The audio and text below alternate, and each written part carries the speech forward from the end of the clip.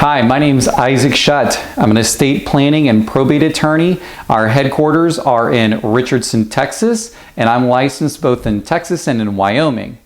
And today I'm going to answer a question that I get all the time about wills. And that is, what is a self-proving will or a self-proved will? What is that? Well, a lot of times when we see a DIY will or an online will, this is one of the things that's missing. So when a dedicated estate planning attorney does a will, at least in Texas, what we're going to do is make a self-proved will. And what that means is that when you pass away, you're going to have an easier and less expensive probate process. So you definitely want a self-proved will because you want to minimize the hassle and expenses for your family to get that will through probate. And by the way, let's talk about what probate is. Probate is the legal process that every will goes through after a person dies to basically get those assets out of your name. And there are dedicated probate courts that will look at that will and make a determination that that is a valid will under the law of that state. So it's a legal process that even in the best of times is not the world's best situation. And you want to do everything you can when you're making your will to make that probate process as inexpensive and fast and as hassle-free as you can. So you really want to use an estate planning attorney so you do get a self-proved will.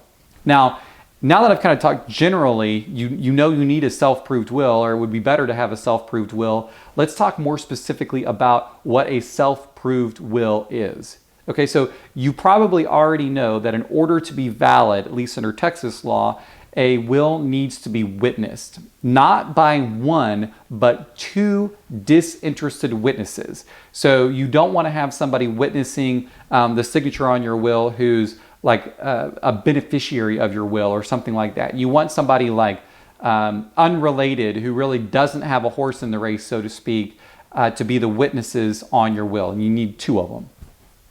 Now, the self-proving affidavit is a second step where the witnesses and a notary sign a little statement. That self-proving affidavit is that little statement. And the statement basically says that, you know, when you signed the will, all three of you were together. The two witnesses and the will signer were all together. You signed in each other's presence.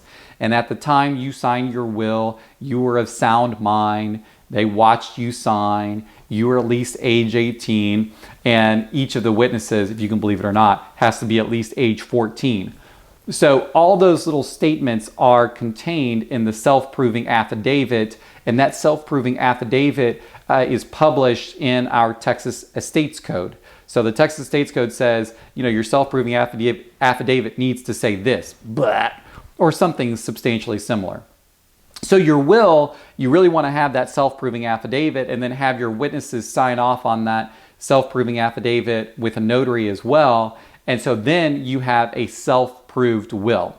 Now, if you don't have a self-proved will, what would happen is when you pass away, the judge is supposed to require that at least one of those witnesses who witnessed your signature on your will come back to court after you pass away and raise their right hand and say, "Judge, I swear this person was at least age 18 and I was at least 14 and they were of sound mind," and yada, yada, yada, all those same things that are in the self-proving affidavit. Basically what the self-proving affidavit is doing is taking the testimony that the witness would have had to have given after you pass away. It's taking that testimony when you sign the will by affidavit form. So it's almost like they're being a court witness, but today by affidavit. And that's why it's such a great saving and why it's such a great thing to have, so that you don't have to try to find those witnesses years down the line.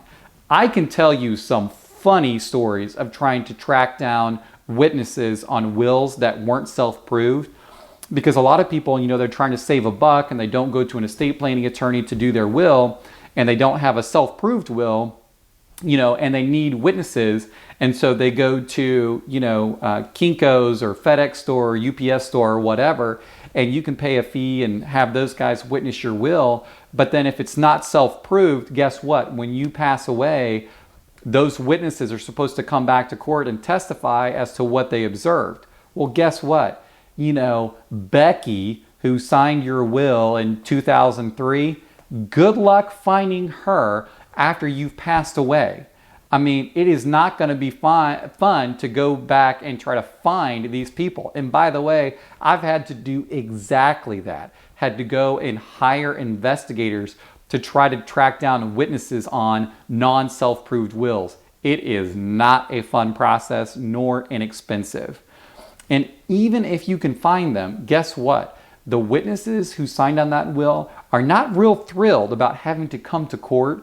They don't like taking off work, or maybe they're super old and they're living in an old folks home and they're real sick. They don't want to be bothered with coming into court. So, for all those reasons, you don't want to try to save a buck and do a DIY will that's not self-proved. You want to have a real attorney-drafted will with a self-proving affidavit so that you don't have to call in the witnesses who signed off on the will after you pass away, because it can be an absolute nightmare.